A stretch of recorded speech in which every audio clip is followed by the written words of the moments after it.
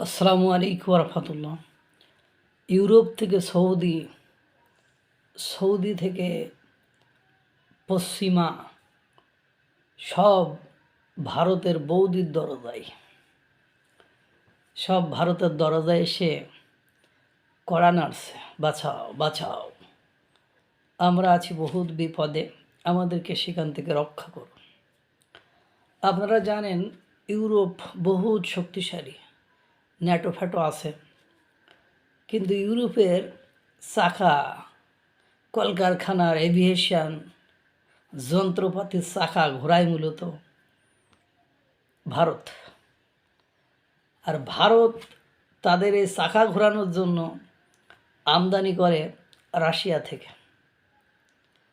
ভারত কাঁচা তেল কিনে রাশিয়া থেকে, সেই রাশিয়া থেকে তেল কিনে সেটা রিফাইন করে তারপরে ইউরোপের বিভিন্ন দেশে পাঠায়। যখন ইরানের সাথে মার্কিন যুক্তরাষ্ট্র আর ইসরায়েলের যুদ্ধ হয়েছে, যে কোনো কারণে হরমুজ প্রণালী বন্ধ, রাশিয়ার তেল আটকে গিয়েছে, ভারত ইউরোপের তেল সাহায্য সহযোগিতা দিতে পারছে না বা চেষ্টা করছে না, তখন মার্কিন যুক্তরাষ্ট্রের ডোনাল্ড ট্রাম্প শুল্ক H-1B ভিসা সহ বিভিন্ন ইস্যুতে বিভিন্ন স্থানে অপমান করে বেরিয়েছে।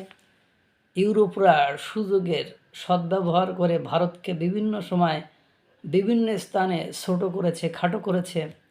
সেই ইউরোপ এখন আছে বহুত বিপদে।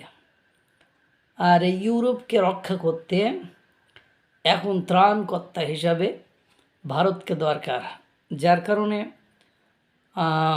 রাশিয়ার আটকে থাকা তেল, অপরিশোধিত তেল ভারতকে কিনে, ডোনাল্ড ট্রাম্প বলছে ভারতকে কিনে পরিশোধিত করে এগুলো ইউরোপে পাঠাইতে, ইউরোপের চাকাকে সক্রিয় করতে, ইউরোপকে সক্রিয় করতে, ইউরোপের শিল্প, কলকারখানা, এভিয়েশন, বিমান, এগুলোকে সক্রিয় করতে।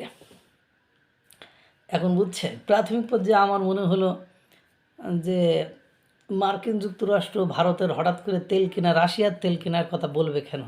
এখন ঘটনাটা বুঝলাম যে ইউরোপকে সক্রিয় রাখতে ডোনাল্ড ট্রাম্পের এই চেষ্টা, কারণ এটা ছাড়া বিকল্প আর কোনো উপায় এই মুহূর্তে ডোনাল্ড ট্রাম্পের সামনে খোলা নেই। এবার আসুন সৌদি আরব। সৌদি আরব ভারতের সবচেয়ে বড় শত্রু, জন্মগতভাবে শত্রু।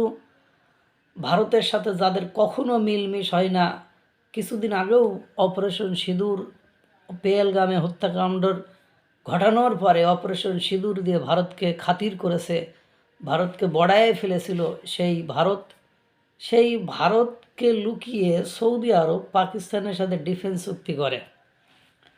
অথচ সৌদি আরবের 60% বা 90% খাওয়ার যে বাসমতি চাল, সেই বাসমতি চাল যায় ভারত থেকে।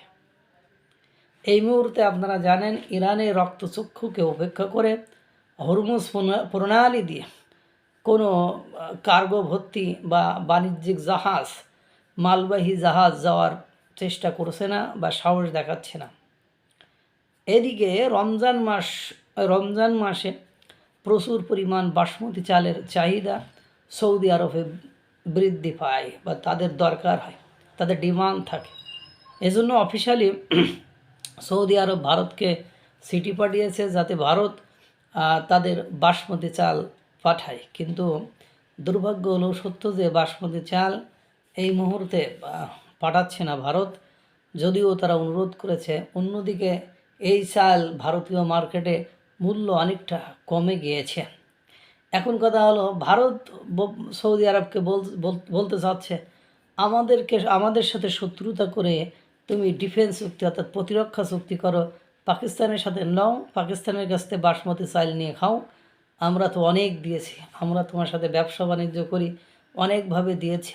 এখন ওই ডিফেন্স, তুমি যদি আমার বন্ধু হতে তাহলে আমরা যে কোনো পলিসিতে, যে কোনো টেকনিক ফলো করে তোমাকে চাল পাঠিয়ে দিতাম, কিন্তু তুমি তো আমাকে আমার চিরশত্রুদের সাথে বন্ধুত্ব করে তাদের সাথে ডিফেন্স চুক্তি করে আমাকে বিপদগ্রস্ত করার পরিকল্পনা করেছিলেন লও ঠেলা, দেখো কি জ্বালা কাহারে কয়। তাহলে এখন এদিকে ইউরোপ আর সৌদি আরব অর্থাৎ মিডিল ইস্টের দেশগুলো চাতক পাখির মতো তাকিয়ে আছে ভারতের দিকে।